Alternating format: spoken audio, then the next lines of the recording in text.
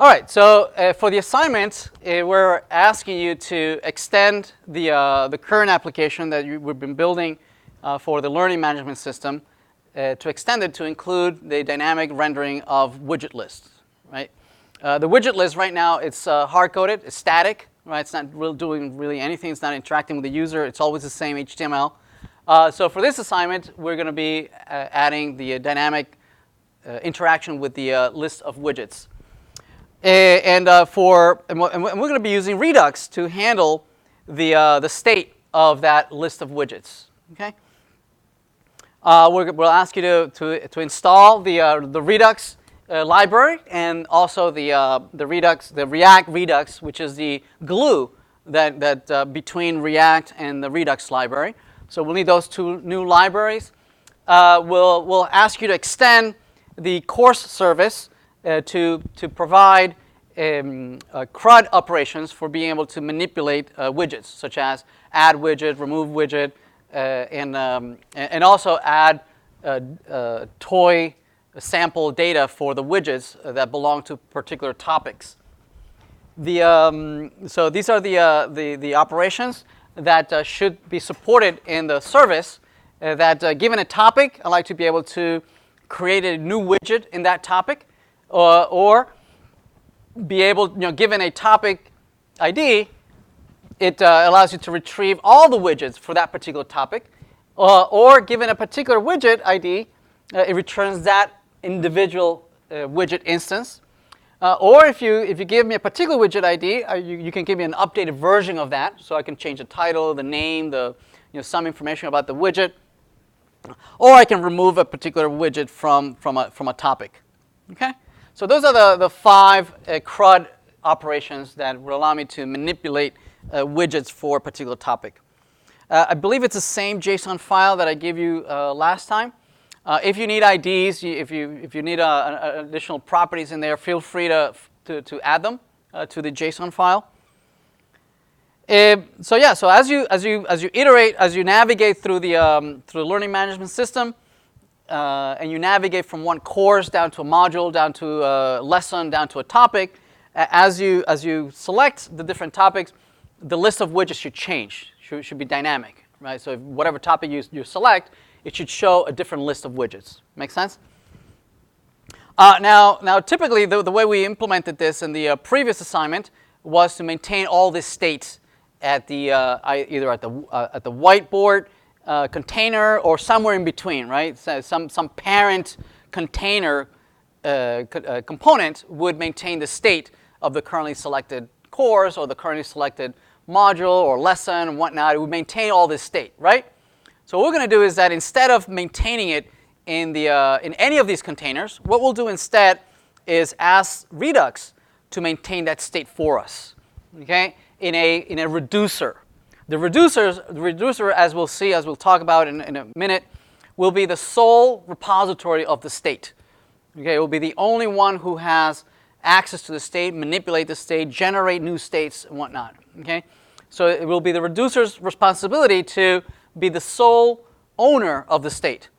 Okay, so we're asking you to implement a widget reducer to manipulate the state, and it should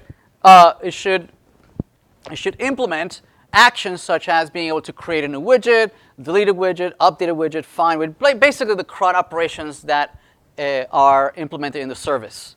Okay? So the widget reducer will be able to manipulate this, and we'll talk about in a minute why are these all caps and whatnot. Okay? And they're the description of these actions. These are called actions. We'll also create a widget list container. The widget list container is going to be the glue between the Redux world, right, of maintaining the state, and the glue between the Redux world and the React world. Right, the React world will be implemented, at least the widget part, will be implemented by a set of stateless components. Okay, so these will not be classes, right? Will not have any constructors, won't have any set state or this.state, any of that, right? So that's all going to go away. These are all going to be entirely stateless components, right? Because the state is always going to be fed from the outside. From the outside, the reducer is going to feed all the state that these components are going to need for rendering.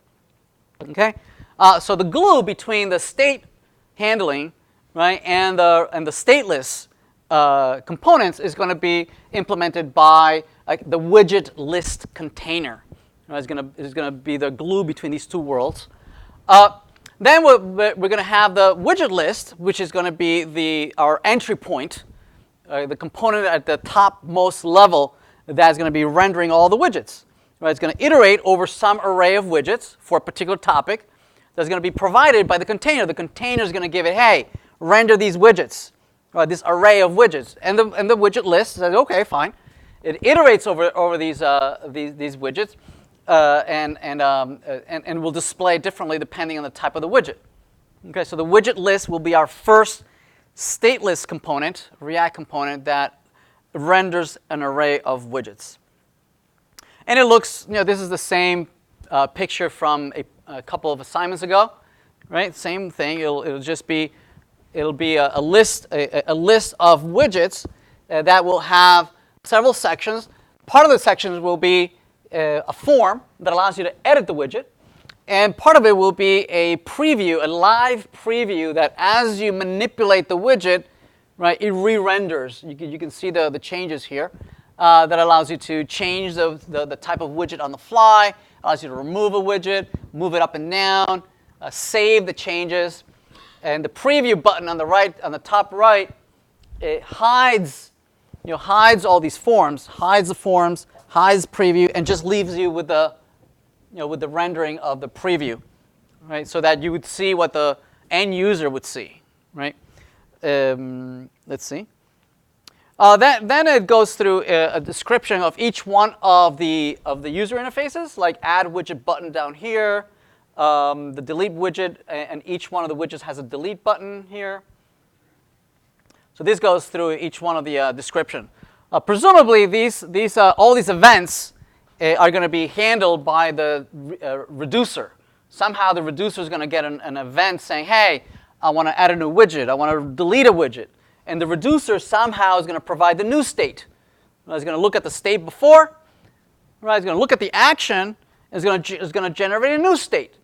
Right? So for instance, the new state for adding a new widget would be that the new state would contain a new widget instance at the bottom of some array of widgets.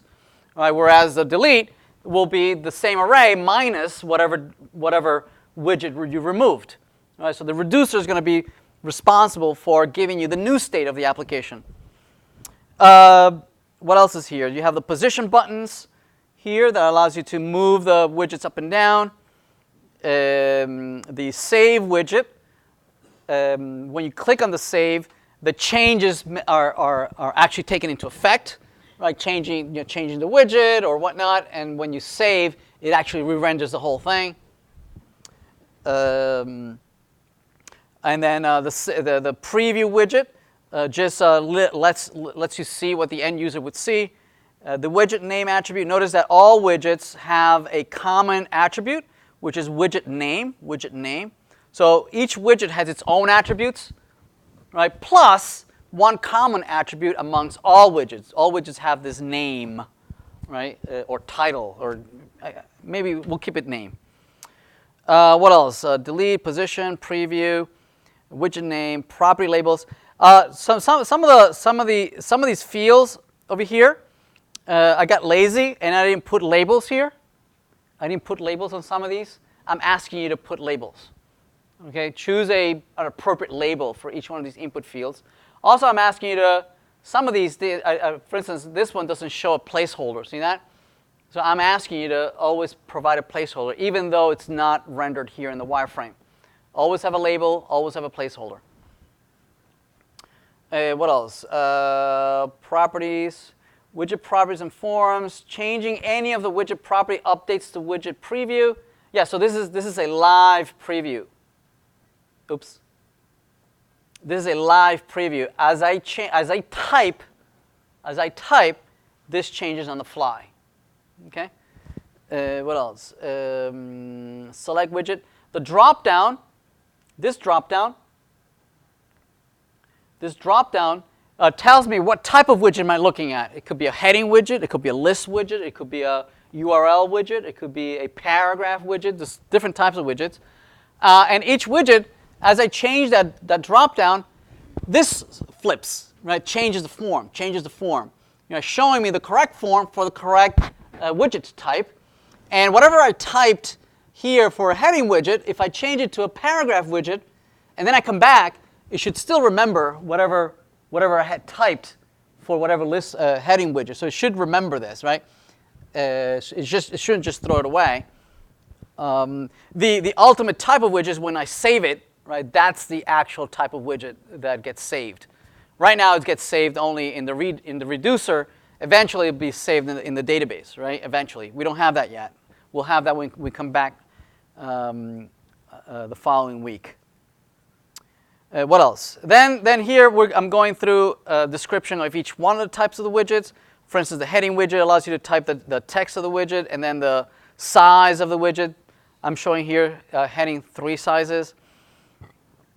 Heading size, heading text. Paragraph is the easiest one. It's just a text area. You can type there. I don't believe it'd be really cool if you could copy and paste HTML in there, and then it would render here what the rendered HTML would look like. That'd be pretty cool, but it's not a requirement. The list widget, you can choose whether it's an ordered list or unordered list, and as you type, as you select different, it would render differently, and to display to provide the different options, the different items in the list, you can use just a plain old text area, and each item would be in a separate line in the text area. So this is put each item in separate rows would render like this, right? Using an unordered list. A list, so that's a list type. The image widget allows you to type in a URL